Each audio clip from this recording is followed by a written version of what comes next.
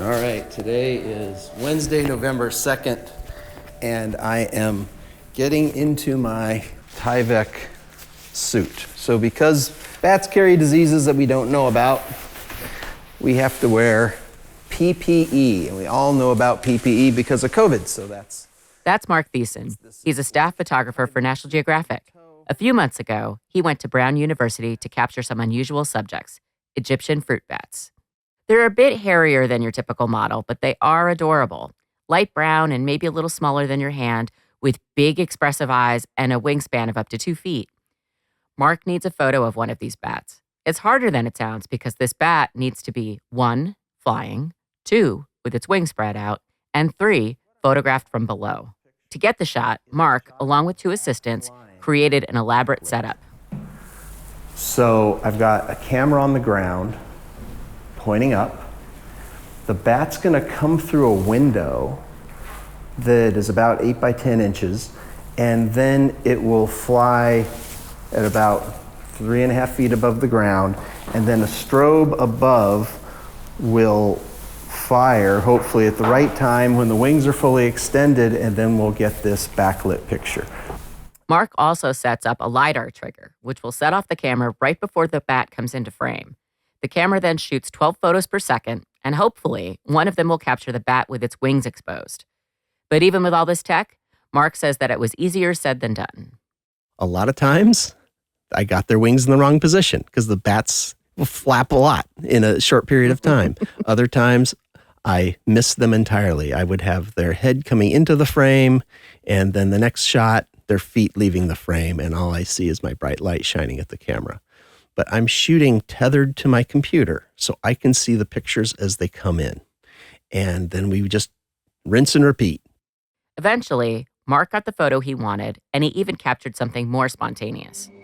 One of the bats kind of flew through, and then it landed right on my computer. And I got this picture of it sitting right on my keyboard, looking at a picture of itself on the screen. And it is one of these Egyptian fruit bats that look like puppy dogs. They're the cutest, most adorable bats you've ever seen. I'm Amy Briggs, executive editor of National Geographic History Magazine, and you're listening to Overheard, a show where we eavesdrop on the wild conversations we have here at Nat Geo and follow them to the edges of our big, weird, beautiful world. Nat Geo's photographers work all over the world, but Mark is on staff at our headquarters here in Washington, D.C. A key part of his job? Being able to figure out how to shoot all types of things in all types of circumstances, like the bats you just heard about. But that's not the only trick up Mark's sleeve. When National Geographic needs someone who can solve problems, we put Mark Thiessen on the case. This week, we'll take you behind the scenes of some of Mark's most inventive photo shoots to see all the innovation he brings to the table. Plus, Mark will tell us about one of his other hobbies, keeping beehives on the roof of Nat Geo headquarters. More after the break. But first, fuel your curiosity with a free 1-month trial subscription to Nat Geo Digital. You'll have unlimited access on any device, anywhere, ad-free, with our app that lets you download stories to read offline. Explore every page ever published with a century of digital archives at your fingertips. Check it all out for free at natgeo.com/explore more.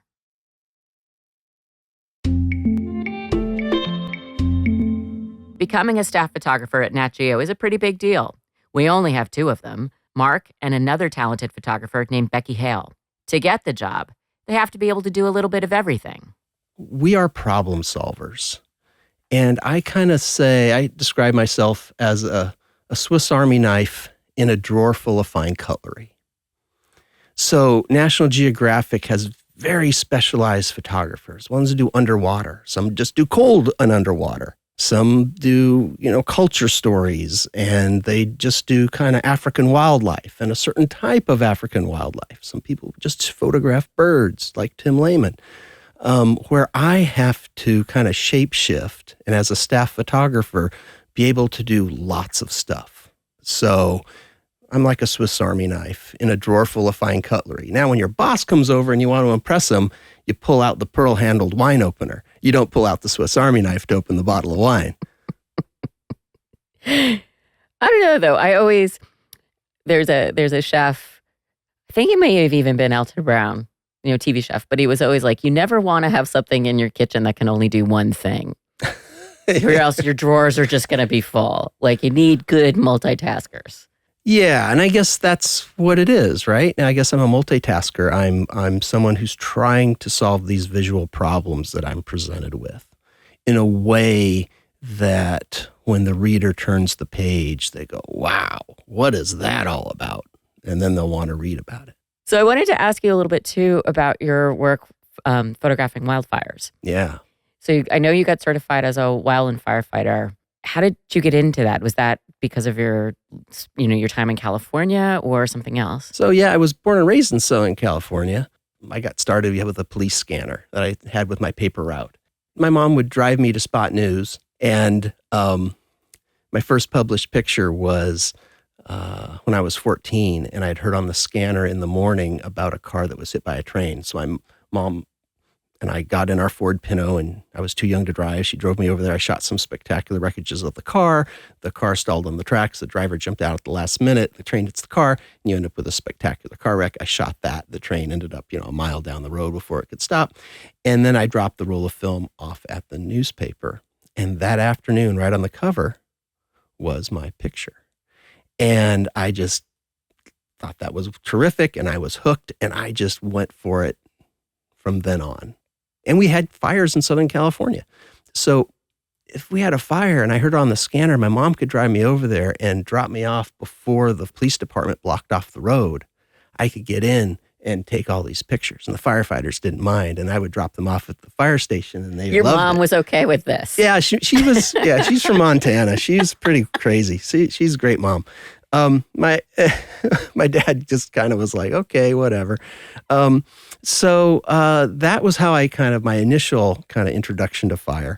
And then my first job out of college full time was at the Idaho Statesman in Boise. And Boise is like Fire Central. That's where the National Interagency Fire Center is. They're right there in the Intermountain West where there's always fires burning around there. So I worked for that newspaper, and there were some pretty dramatic fires that year I was there.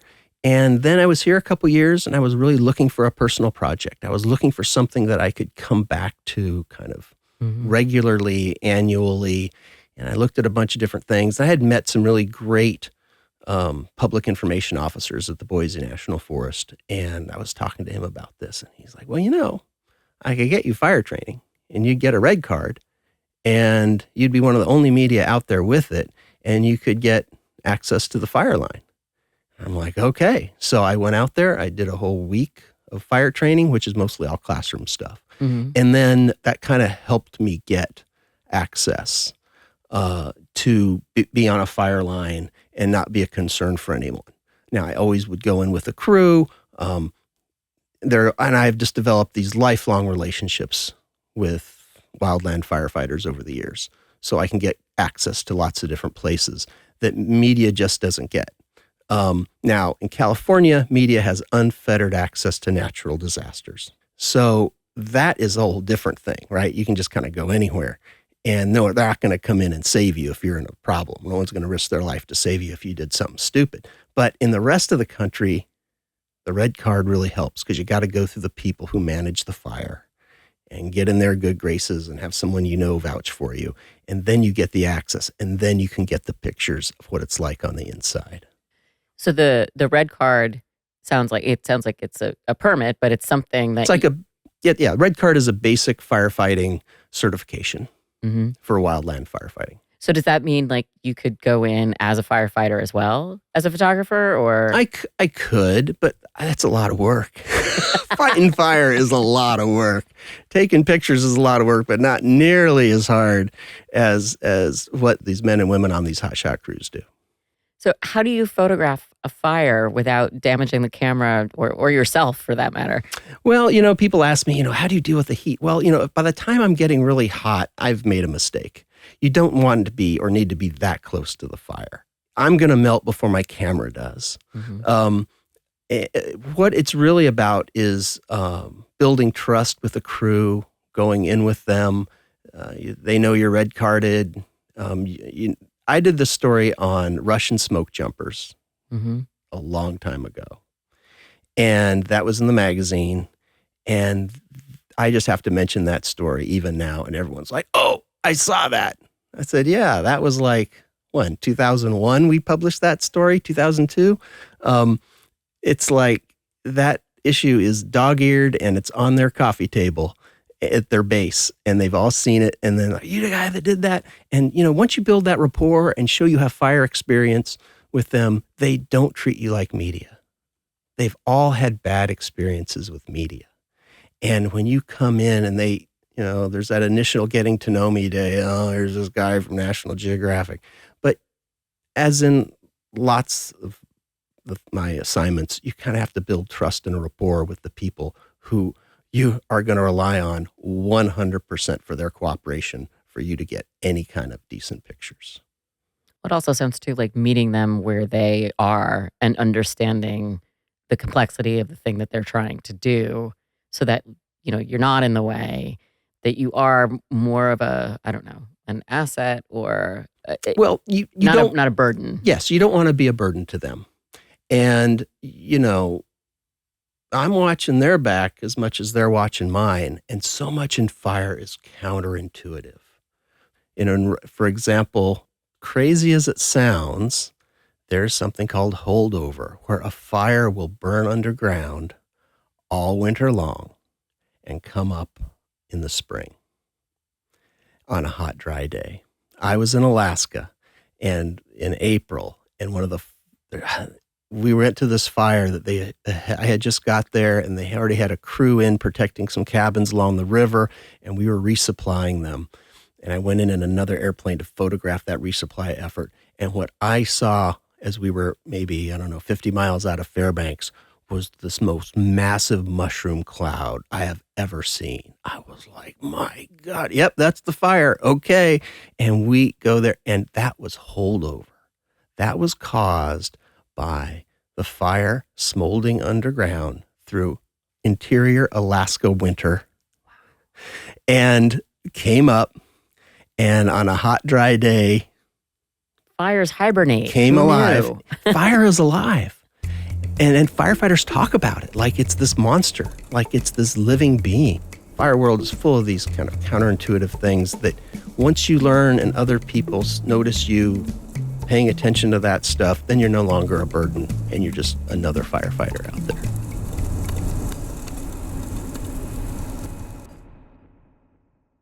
So we have to switch from fire. We're going inside now. So I want to ask you about your day job. So on the 4th floor of the National Geographic office is a big photo studio where obviously you spend a lot of time taking photos. Could you describe the photo studio for me? Like, what does it look like? What's in there? Well, I have spent a lot of time there. I spent a lot of time since... Who's counting? Who's counting? 32 years there. I've spent 32 years there. Yeah, I have spent a lot of time there. So what we do is we photograph anything that the magazine needs or the society needs. And so this can be an edgy portrait of a explorer that we would use in the innovator page in the magazine. It could be marketing photos. It could be some sort of, like we shot this water balloon breaking, and we used a high-speed strobe to capture that moment that this water balloon broke, and you don't see the water balloon, but you see the shape of the water in the exact same shape as it had that water balloon skin on it, but the skin has left it. We do all kinds of things there. And if we can get it in the door, we can take a picture of it. So I remember some of my favorite assignments, from way back in the day, were the one where you photographed like all the staff members' pets. That was one of my favorites. But the photo studio's down the hall from my desk. And I always know there's something interesting going on in there. But like a few weeks ago, I'm sitting at my desk and I hear water running. And I was like, is there a flood? What's going on? And then I look and I see, it's coming out of the utility closet. There's a hose on the floor. What is going on? And I heard that you were making it rain in the photo studio. So tell me about that. Why are you making it rain inside? Yes, we made it rain in our photo studio on the 4th floor. And we were successful at it because no one on the 3rd floor knew that we were raining It was raining above them. So that's how we knew that we were making this work. So this was a case of us photographing an explorer who is coming to headquarters, and he studies rain reclamation in Mexico City. His name is Enrique Lomnitz, I think, if I have that pronounced right. And we thought, wouldn't it be great if we could do this portrait of him like in the rain? And so, I don't know, we usually get a couple weeks notice of this. And it was raining outside one day, and I was kind of watching the rain, and I thought, we could do it with strobe, where we stop the action of the water drops. But wouldn't it be better if we just use continuous light to have the light streaks coming down? Mm. And so we set up a sprinkler on top of this really tall ladder, and we have from previous water chutes a big kiddie pool, and then we spread out all this tarp, this brown tarp material, and to catch the overspray. And we had this long hose running on a valve to this kind of water closet that's down the hall that you saw. Mm-hmm. And so we did some tests before he showed up. So Becky's like, look, this is your shot. You got to get in there. You're going to make this guy do it. So I went in there, and she shot some test shots of me. Woo. That water's wet. That was a lot more rain that time. Oh, that looks awesome. Does it look good? Yeah. Exposure's all right on me. And, we kind of understood how the water dropped and picked a shutter speed so that the water streaks wouldn't be too long but not too short, and adjusted our lights accordingly, and figured out on an angle, figured out what we wanted to put on the background. Then we have the photo editor kind of approve this idea. They come in and take a look at everything. And then the next day, Enrique comes in. And we've warned him ahead of time. Okay, that was my next question. Was did Enrique show up and he was like, you want me to what? Well, we had a meeting with him like a week before, like we usually do, a Zoom meeting. And we say, hey, we're going to probably get you wet. Is that okay? He's like, oh, yeah, that's fine. I said, okay. So, I brought in some clothes. He had some clothes, and we kind of figured out something that would look right on him. And then we put him in there, and then we turned on the water. Here we go. Let it rain.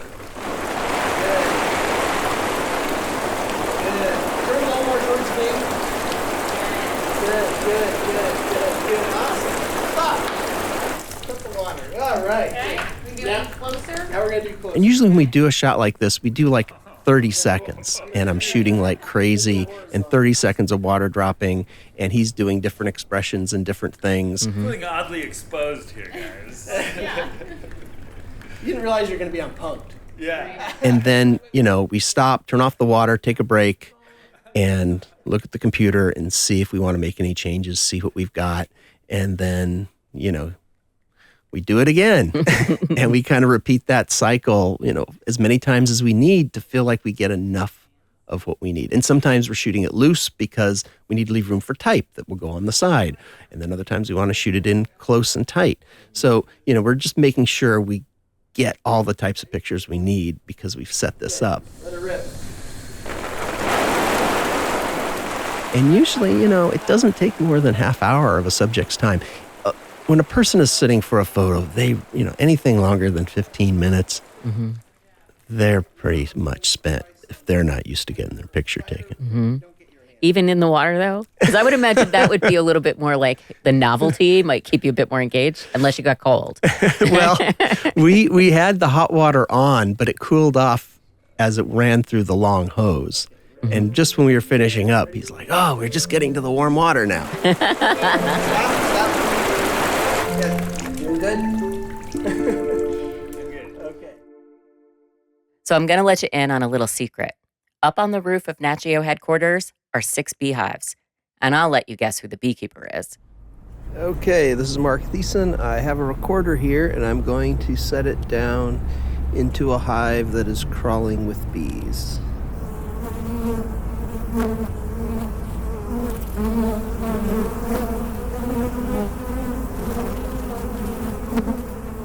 So the last thing I want to ask you about is, I don't know if it's technically part of your job, but it's something you definitely do here at National Geographic. So you're a beekeeper and that you keep Yeah. hives on the roof of our Yeah. headquarters here. Okay, to start with, how'd you get into beekeeping? Well, so they had bees here for 4 years before I came involved.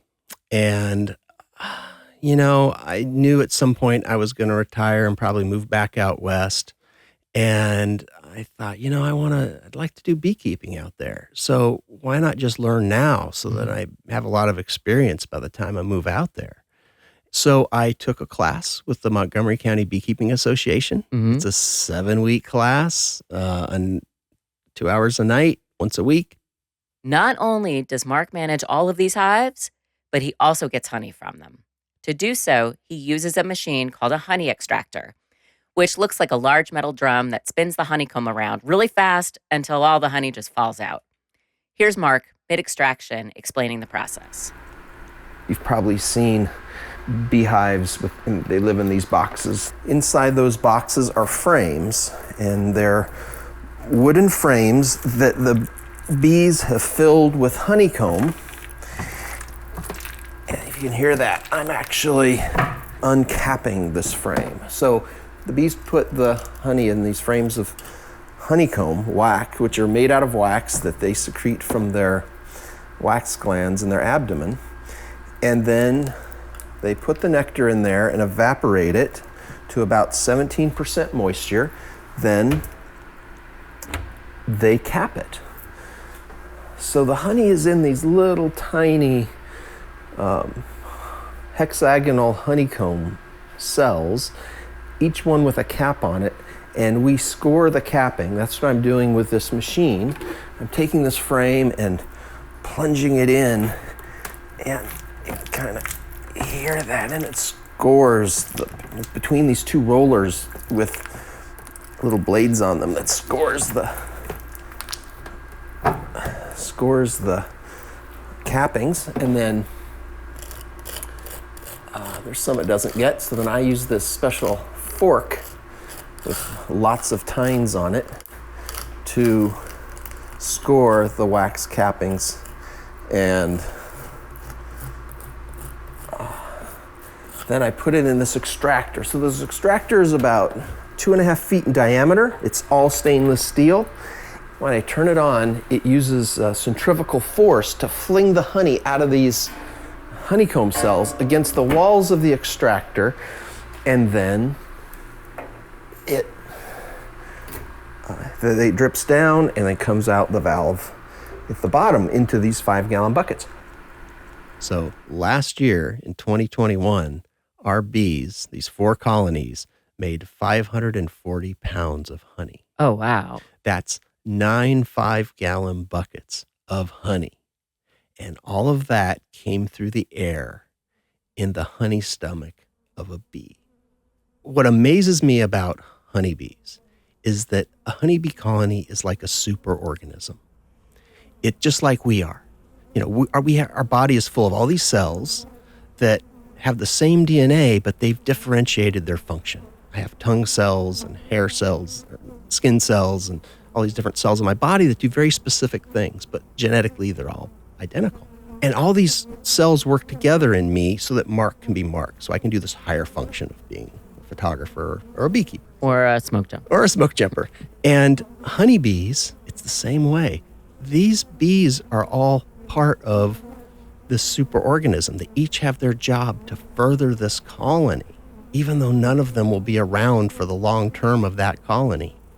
So the queen will live 2 to 3 years, and they'll make a new queen. And the whole mission is to further this colony. So in humans, reproduction is when you make a new human. In a bee colony, reproduction isn't when you make a new bee.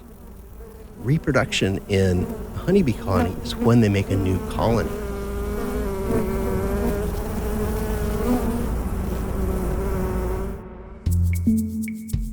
It might not be as sweet as honey, but if you like what you hear and want to support more stories like this, please rate and review us in your podcast app.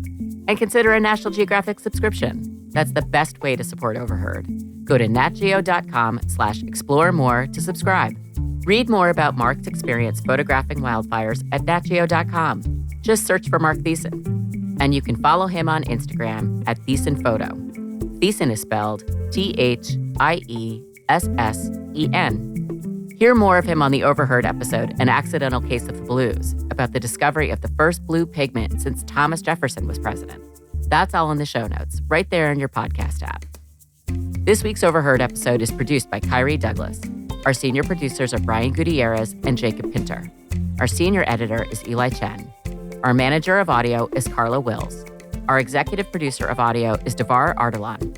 Our photo editor is Julie Howe. Ted Woods sound designed this episode, and Hansdale Sue composed our theme music. This podcast is a production of National Geographic Partners. Michael Tribble is the Vice President of Integrated Storytelling. Nathan Lump is National Geographic's Editor-in-Chief. And I'm your host, Amy Briggs. Thanks for listening, and see you next time.